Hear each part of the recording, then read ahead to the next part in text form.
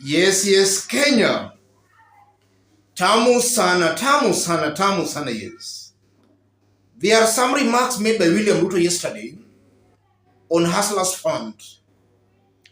800,000 Kenyans failed to pay back Hustler Fund. President Ruto.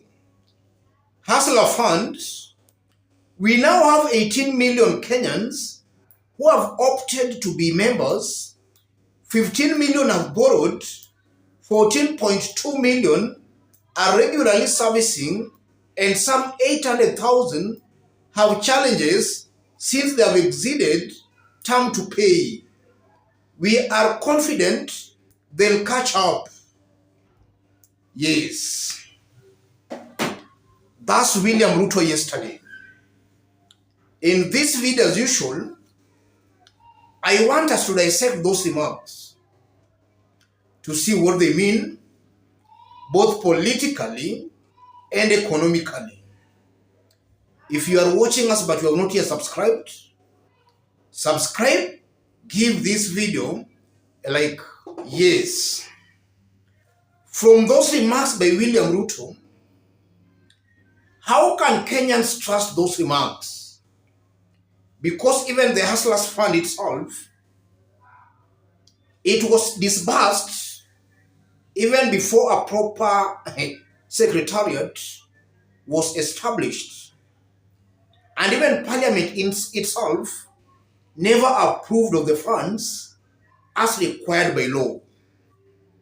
So how can Kenyans trust those figures?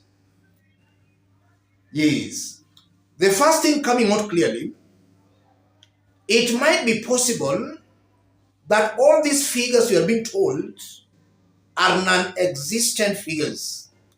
They are fake figures to allow some corrupt government officials to steal from public coffers by pretending that some money was disbursed, but some Kenyans have not paid back. That's a wonderful loophole that I know corrupt government officials in Ruto's government are most likely exploiting. Yes. They might be non-existent figures. Secondly, let's assume that it's true that about 800,000 Kenyans have not repaid back, rather have not repaid the Hustlers Fund. What does that mean?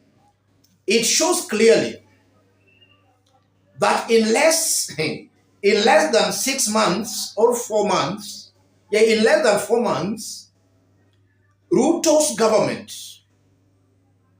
has rendered about 1 million Kenyans debtors. So this government has made life more miserable to about 1 million Kenyans in the time it has been in power. Because now those Kenyans, they are now, they now have debts. And that's something I know is giving them stress. When William Ruto was campaigning, he was promising bottoms up, that he was going to remove people from bottom to up. The truth of the matter, if it continues this way, then the Kenyans are most likely being removed from bottom to bottom.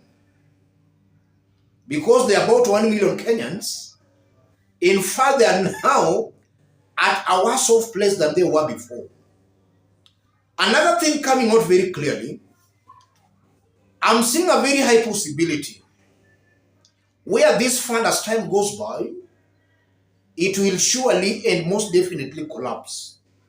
Because even if in a span of about 3 months, 1 million Kenyans have defaulted, in the next 10 or so months, we'll be talking of a tune of tens of millions of Kenyans defaulting.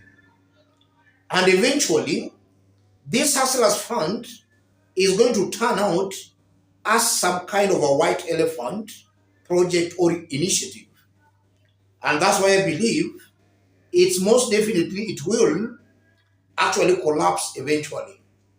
That goes on to confirm that this is a government doing things without proper consideration, just like a wheelbarrow. The way Jeremiah Kioni put it, wanaendesha serikali kama wheelbarrow without any proper plan, no clue. That's also something coming out very, very clearly. And then again, if you look at it very objectively, this is just a populist initiative, an initiative that cannot help alleviate somebody from poverty to some levels of economic freedom. And this is why I still maintain and I repeat that this is a government that was founded on the basis of lies and propaganda. And the government must sustain and maintain lies and propaganda for it to remain relevant. The only problem with that is that propaganda and lies have got very short lifespan. And the lifespan of the government's lies and propaganda will soon come to an end. The lifespan will soon come to an end. And it's almost coming to an end. Yes, it's somehow moribund. And also, if you look at William Ruto again, I don't just understand what's happening in this government. Because almost everything this government tries doing, it's coming out clearly that it later backfires. Everything it does actually backfires. And the same government, in my honest opinion, has got its priorities completely wrong. A government that promised to form, or rather, a person, Ruto, promised to form a government with hustlers.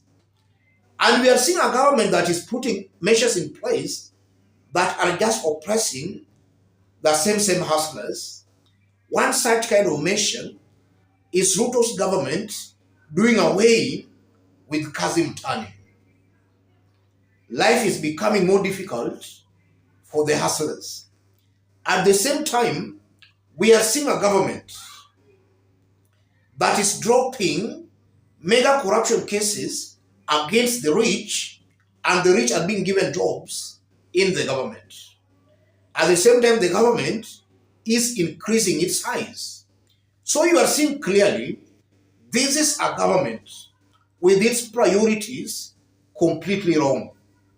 And this is why I strongly believe that this is a government that will go down in history as a one-term government.